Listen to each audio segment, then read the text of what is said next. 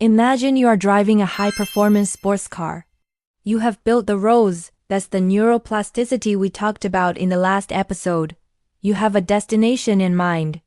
But a car, no matter how beautifully designed, is useless without fuel and without an electrical system to spark the engine.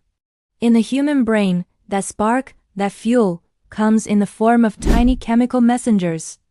Welcome back to part 2 of our series on neuroscience basics.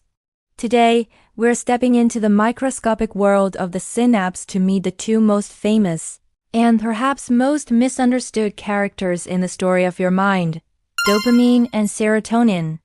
We often hear these words thrown around in pop culture. We hear about dopamine hits from social media, or we talk about boosting serotonin with sunlight.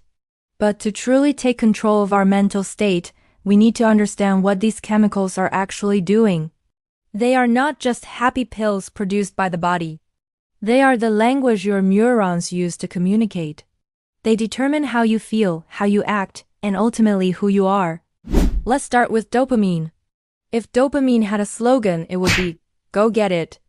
There is a common myth that dopamine is the molecule of pleasure. People think, I eat chocolate, I get dopamine, I feel good. But that is only half the story.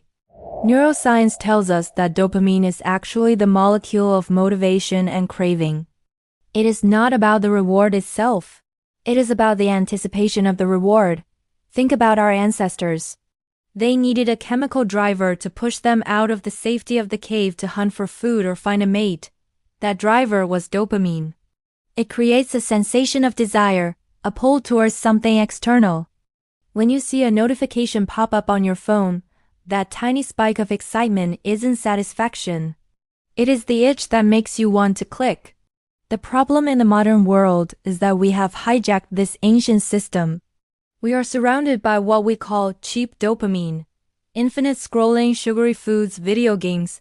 These provide immediate, high-intensity spikes of dopamine without any effort. The brain, which loves efficiency, starts to prioritize these easy paths. Over time, this leads to a higher baseline for satisfaction. Ordinary tasks like reading a book, working on a project, or just sitting quietly start to feel boring because they don't provide that massive chemical spike. We become dopamine resistant, constantly seeking the next high but never feeling truly satisfied.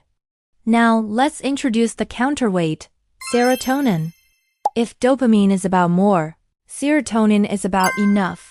Serotonin is often called the happiness molecule, but a better description might be the contentment molecule. It regulates your mood, your sleep, and your sense of well-being. When your serotonin levels are healthy, you feel emotionally stable, focused, and calm. You feel a sense of belonging and status. Interestingly, about 90% of the serotonin in your body is actually produced in your gut, not your brain. This connects back to everything we know about diet and health. But inside the brain, serotonin acts as a regulator. It helps you cope with adversity. While dopamine pushes you to conquer the world, serotonin allows you to enjoy what you have already conquered. The tragedy of modern life is that we are overdosing on dopamine triggers while starving ourselves of serotonin. We are constantly chasing the next purchase, the next like, the next achievement, hoping it will bring us peace. But dopamine can never bring peace. It can only bring drive. Peace is the domain of serotonin. To have a healthy brain, we need to balance these two. We need dopamine to get out of bed and pursue our goals. We need the drive to build, to create, and to learn. But we also need serotonin to appreciate the process, to connect deeply with others, and to feel satisfied with our efforts. So, how do we fix this imbalance? It starts with awareness. We can choose to pursue expensive dopamine, the kind that comes from hard work, exercise, and long-term goals. This resets our sensitivity. Simultaneously, we can boost serotonin through gratitude, spending time in sunlight, and nurturing meaningful relationships. By understanding these two chemical giants, we stop being slaves to our impulses. We realize that the urge to scroll is just a chemical trick, and the feeling of contentment is a biological state we can cultivate. But now we must ask the next question. We have discussed the roads, neuroplasticity, and the fuel, neurotransmitters. But what about the maintenance crew? What keeps the brain cells young, healthy, and growing? Is there a fertilizer for the brain that can actually help us grow new neurons? The answer is yes. In our next episode, we are going to explore a protein that is often described as miracle grow for the brain. It is called BDNF, or brain-derived neurotrophic factor.